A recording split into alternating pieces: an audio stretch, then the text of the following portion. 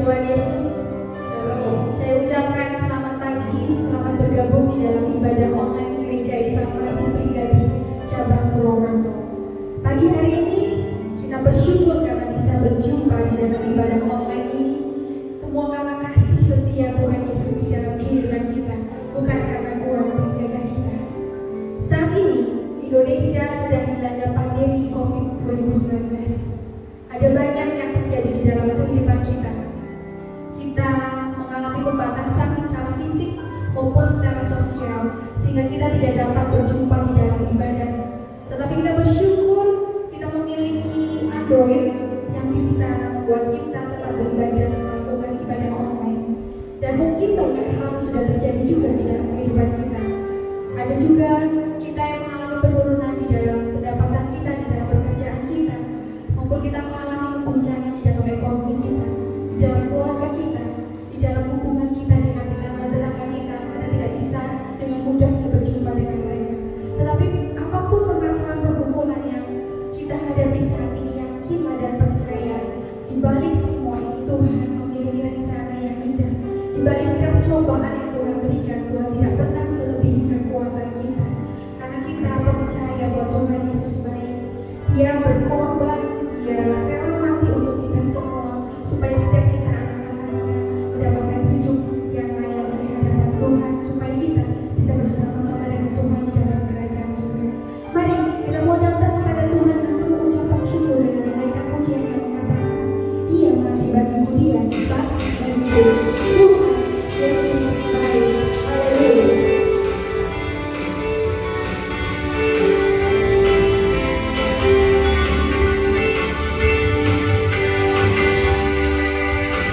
Dia mati bagiku, Dia mati bagiku, ya Tuhan Allah bersamaku.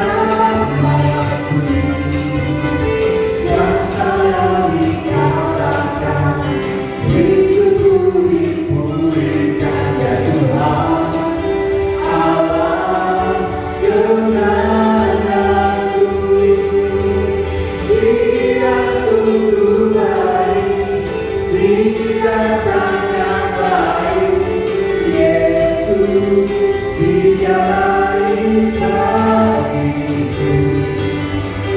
Dia sungguh baik, Dia sangat baik, Yesus, Dia baik bagiku.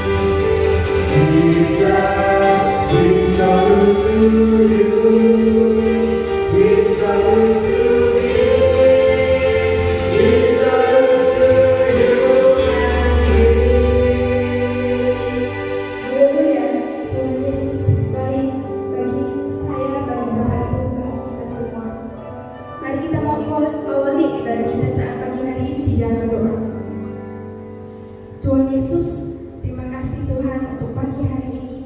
Kau sudah memberkati kami dengan kesehatan. Kau sudah memberkati kami dengan pagi yang sehat. Kau memberkati kami dengan pertemuan yang indah bersama dengan Kau melalui ibadah online pagi hari ini. Biarlah Tuhan memberkati kami, menyucikan kami, menguruskan kami, melayakkan kami untuk bersekutu bersama-sama memuji dan memuliakan nama Tuhan. Biarlah Tuhan memberkati ibadah kami saat ini dari awal pertengahan hingga akhirnya. Tuhan bertata di dalam puji-pujian firman Tuhan dan dalam serangkaian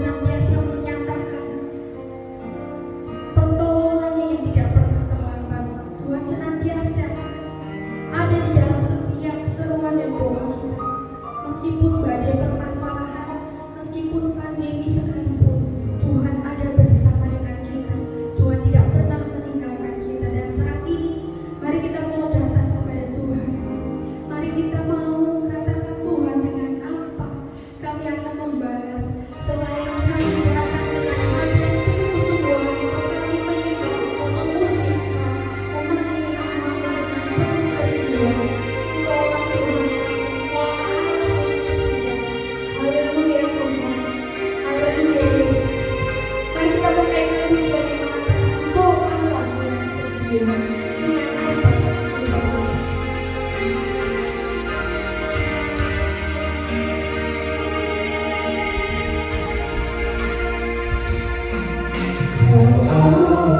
yang setia,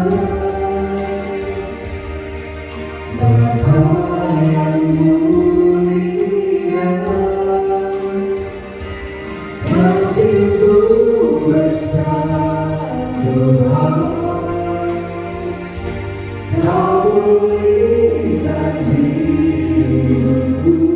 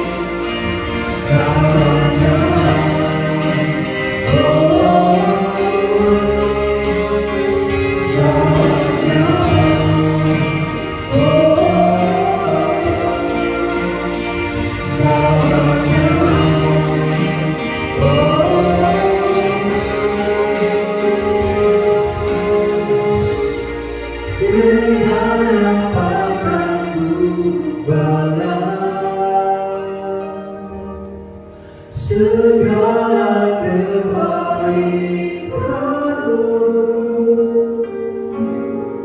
segenap hatiku menyembah-Mu Yesus. Ku bersyukur padamu, dengan akan ku balas segala kebaikan-Mu, segenap hatiku menyembah-Mu Yesus. Ku bersyukur padamu selamanya.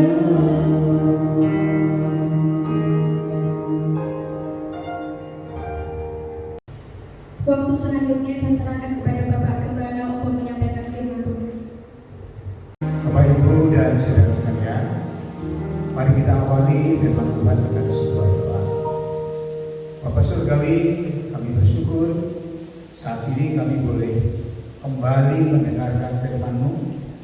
Biarlah kiranya firman-Mu menguatkan hati kami, meneguhkan hati kami, dan memperkuat iman kami. Hamba-Mu yang sederhana ini, tolonglah Tuhan, Kau sembunyikan di balik salib-Mu supaya berkata sesuai dengan yang ingin Kau katakan. Kami menyerahkan waktu ini dalam nama Tuhan Yesus. Amin. Shalom Bapak Ibu. Shalom. Ya, senang sekali sekarang ini kita boleh beribadah dalam versi online yang pertama, ya. Yang sebelumnya kita sudah mencoba dengan cara memakai Zoom. Ternyata bagian-bagian tertentu di tempat-tempat tertentu nggak bisa menangkap karena sinyalnya kurang bagus. Dan kemarin kita juga dalam kaum wanita dan ibadah doa coba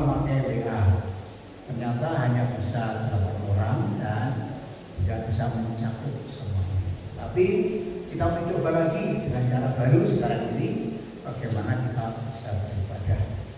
Baiklah, mari kita memperhatikan firman Tuhan.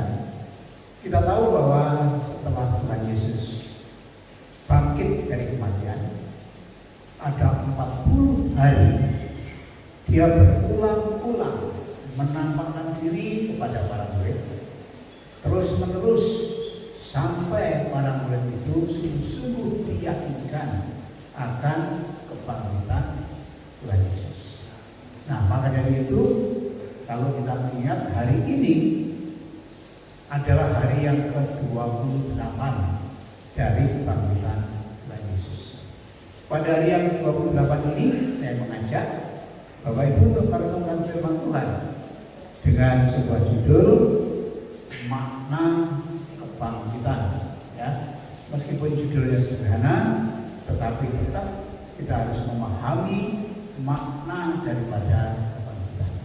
Oke, makna dari kebangkitan kita akan membaca dari firman Tuhan yang terdapat di dalam Kisah Para Rasul pasal 1 ayat yang ke-3. Ya, biasanya ditampilkan di UAB, sekarang ditampilkan di sini. Kelihatan kan? Kisah Para Rasul pasal 1 ayat yang ke-3. Oke, mari kita baca. Saya akan membaca untuk Bapak Ibu dan saudara sekalian. Kepada mereka ia menunjukkan dirinya setelah penderitaannya selesai, dan dengan banyak tanda ia membuktikan bahwa ia hidup. Sebab selama 40 hari ia berulang-ulang menampakkan diri dan berbicara kepada mereka tentang kerajaan Allah. Ini adalah tulisan dari Lukas yang menunjukkan kesimpulan daripada penampakan selama 40 hari. Jadi dalam penampakan itu yang ditunjukkan kepada kita adalah Yesus menunjukkan dirinya setelah penderitaannya selesai, dengan banyak tanda yang membuktikan bahwa ia hidup. Dalam penampakannya itu selalu berbicara tentang kerajaan Allah. Kalau kita melihat dalam Injil Matius, Markus, Lukas, dan Yohanes, ditambah Kisah Rasul, ditambah dengan Korintus, ditambah dengan Galatia, semuanya itu ada 10 kali penampakan. 10 kali yang terdapat. Kalau 40 hari ada penampakan 10 kali, berarti setiap 4 hari Yesus muncul. 4 hari Yesus muncul, itu kalau diartikan. Namun demikian, kalau kita mau mengelompokkan, ternyata penampakan itu bisa dikelompokkan dalam 3 hal.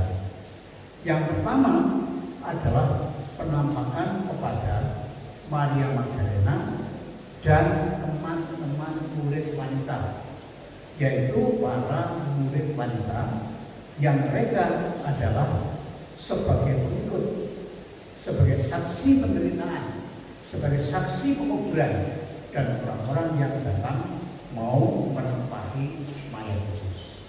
Lalu bagian yang kedua adalah mereka itu yang disebut rasul, 12 rasul. 1 rasul meninggalkan Tuhan Yesus, Yudas Iskariot, dan masih ada 11 rasul. Ya. 11 rasul itu masing-masing nama kepada Simon Petrus, kepada 10 orang tanpa Thomas, dan juga kepada 7 murid di Galilea. Adalah kepada para murid, para rasul secara khusus. Kemudian penampakan yang ketiga adalah penampakan kepada tokoh-tokoh baru dan murid-murid yang lain, yaitu diantaranya kepada Yakobus, adik Tuhan Yesus sendiri, kepada 500 orang sekaligus di Galilea, dan kepada 120 orang yang terdapat dalam Kisah Para Rasul. Dari sekian penampakan-penampakan ini, ada hal-hal yang perlu kita renungkan. Renungan yang pertama adalah mengapa Tuhan Yesus pertama kali menampakkan kepada Maria Magdalena dan para wanita-wanita yang menjadi pengikut. Rupanya para wanita mendapatkan kehormatan khusus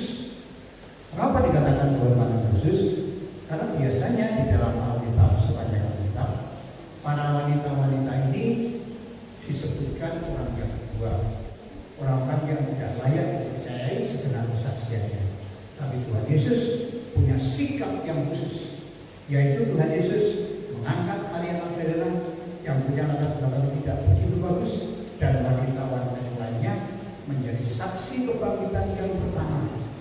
Artinya Tuhan Yesus punya sikap khusus terhadap para wanita. Sikap khusus itu menunjukkan kepada karya Tuhan Yesus yang membuat bahwa para wanita itu juga memiliki hak yang sama, level yang sama, sehingga di dalam Tuhan para wanita punya tanggung jawab, punya kewajiban dan punya kewenangan yang sama. Sehingga ketika kita mengingat Injil ini adalah Injil di mana Tuhan Yesus membuat para wanita memiliki kehormatan, tanggung jawab dan kekuatan yang sama di dalam Tuhan. Lalu yang kedua kita melihat Tuhan Yesus menampakkan diri kepada rasul-rasul. Rasul-rasul yang khususnya 11 rasul, kepada Simon Petrus, kepada 10 rasul, kepada 7 rasul di Galilea. Nah, penampakan itu membuktikan bahwa Tuhan Yesus ketika membuat rasul-rasulnya itu adalah sebuah proses. Rasul-rasul itu tidak begitu dipanggil kemudian mereka menjadi rasul yang handal. Tapi ternyata rasul-rasul itu setiap waktu dibentuk, setiap saat dibentuk, sampai pada akhirnya ketika Tuhan Yesus mau naik, ternyata rasul-rasul itu belum begitu siap ditinggalkan. Namun Tuhan Yesus tahu, Dia Maha Kuasa, Dia Maha membentuk, sehingga ketika tepat Dia naik surga, rasul-rasul inti dan juga murid-murid mereka telah mengerti dan siap akan ditinggalkan oleh Tuhan Yesus.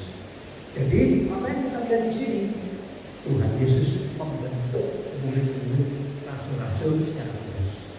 Jadi kita pun bisa dibentuk dalam keadaan, khususnya sekarang ini, ketika kita menghadapi virus corona, tidak hanya orang-orang yang terdampak saja, secara tidak langsung kita juga terdampak. Tak boleh keluar, tak boleh beribadah, tak boleh melakukan apa-apa, seolah-olah kita harus tinggal di rumah dan tidak boleh melakukan apa-apa. Dalam semuanya ini kita melihat adalah bahwa jemaat yang tadinya bisa berkumpul, bisa menikmati kajian firman Tuhan, bisa berdoa bersama-sama, sekarang tidak bisa berkumpul sama sekali. Itu adalah ujian iman.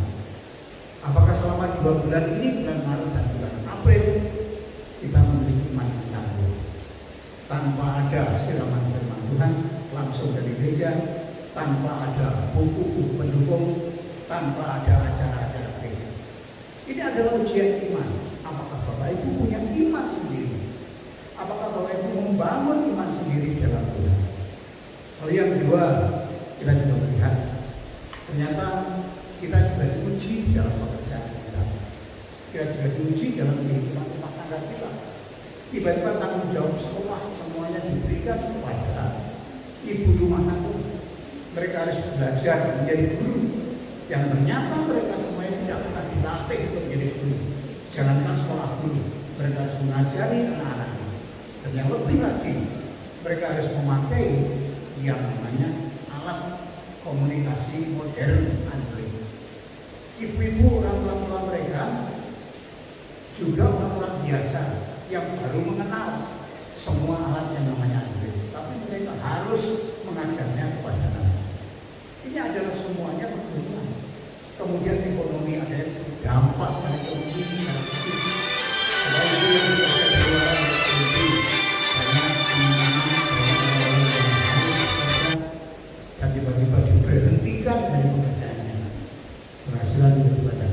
Jadi banyak sekali ujian iman yang harus dihadapi bagi kita orang percaya. Nah, selain itu juga hamba Tuhan. Hamba Tuhan tidak ada kegiatan, kunjungan tidak boleh, bagaimanapun tidak boleh, hanya berdoa sendiri. Apakah hamba Tuhan masih setia kepada Tuhan? Apakah hamba Tuhan masih cinta kepada Tuhan? Dan yang ketiga juga para majelis, mereka juga diuji. Para majelisnya, mereka diuji kesetiaan dan tanggung jawabnya. Ketika dalam masa seperti ini, mereka yang dituakan, mereka yang diangkat sebagai orang yang sanggup menjadi teladan, apakah mereka masih hidup? Itu adalah pertanyaan-pertanyaan yang menjadi proses dalam kehidupan kita, seperti proses terus. Jadi kita yakin Tuhan akan menolong kita dan pasti bisa. Amin ya? Amin. Lalu yang ketiga, kepada tokoh-tokoh yang baru, yaitu seperti adiknya Tuhan Yesus, kemudian juga murid-murid yang lain. Tuhan Yesus juga menampakkan diri kepada mereka. Dalam penampakan itu, intinya adalah menguatkan iman. Nah, kalau kita kembali kepada ayat yang kita baca, apa yang terpenting dari penampakan itu selain berguna bagi para pengikut Tuhan Yesus? Tuhan Yesus ingin menunjukkan dua hal. Yang pertama, bahwa dalam penampakan itu dia membuktikan bahwa dirinya setelah penderitaan selesai dengan berbagai tanda bahwa dia hidup. Tuhan Yesus hidup. Dia tidak mati terus, tapi panggil. Itu adalah pengharapan terbesar orang-orang Kristen. Orang-orang hidup yang ditakuti adalah mati. Setelah mati tidak tahu lagi dengan cara kita akan melihat diri kita, tetapi Tuhan Yesus sungguh-sungguh hidup, sehingga dalam kehidupan Tuhan Yesus setelah kematian itu menjadi pokok harapan kita. Itu penghiburan bagi kita. Lalu yang kedua, selama penampakan Tuhan Yesus selalu membicarakan tentang kerajaan Allah. Ya.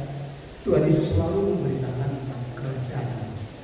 Rupanya kerajaan Allah ini menjadi garis lurus benang merah dari perjanjian lama yang dijanjikan kepada Daud karena dia telah membangun bait suci, bahwa kerajaannya akan kekal, dia sendiri akan keturunannya akan kerajaan.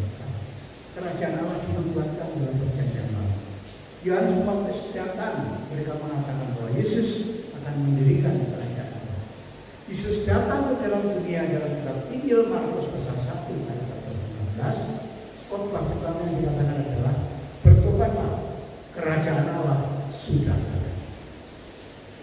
Lalu sepanjang kitab Matius mulai dari pasal 13, Tuhan Yesus mengkhotbahkan tahap demi tahap tentang kerajaan Allah. Dan ketika dalam kebangkitannya dia memberitakan kerajaan Allah. Kerajaan Allah diberitakan sebagai inti daripada semua hal yang kita lakukan. Jadi, Bapak Ibu Saudara sekalian, kita berhak atas kerajaan Allah. Kita diberikan kerajaan Allah. Kita punya pengharapan kerajaan Allah. Bukan di dunia ini, tapi di dalam surga. Kerajaan adalah kerajaan yang dipimpin oleh Allah sendiri, yang bersifat ilahi, dan kerajaan itu adalah hak kita semua. Makanya kita bersyukur saat ini, ketika kita mengingat 28 hari kebangkitan Tuhan Yesus. Dalam penampakan itu membuktikan bahwa Yesus hidup, kerajaan Allah berjalan sampai sekarang, dan Tuhan Yesus memproses muridnya, baik murid para wanita, murid-murid khusus dan disebut rasul, dan juga orang-orang yang baru masuk. Biarlah firman Tuhan ini menguatkan hati kita, membuat kita tetap kokoh dan teguh punya pengharapan dalam Tuhan Yesus. Kerajaan Allah yang ada kepada kita. Tuhan Yesus memberkati. Mari kita akhiri dalam doa. Bapa Surgawi, kami bersyukur untuk firman-Mu. Biarlah firman-Mu ini menjadi pokok pengharapan bagi kami, yaitu bahwa kerajaan Allah dan Tuhan Yesus yang bangkit dari kematian menjadi harta yang indah yang ada dalam hati kami, sehingga kami bisa memandang ke depan apapun yang kami alami, apapun yang kami hadapi dalam persoalan ini. Tuhan pasti menolong kami. Karena kerajaan Allah diberikan, tidak ada seorang pun yang bisa mengambilnya, tidak ada seorang pun yang bisa menghalanginya. Terima kasih ya Tuhan. Kami bersyukur, kami berdoa untuk seluruh umat-Mu dimanapun mereka berada. Ya Tuhan tolong, Tuhan tolong kekuatan iman, Tuhan tolong ekonomi mereka, supaya ada yang dimakan setiap hari, ada yang diminum setiap hari, dan bertahan di dalam Tuhan.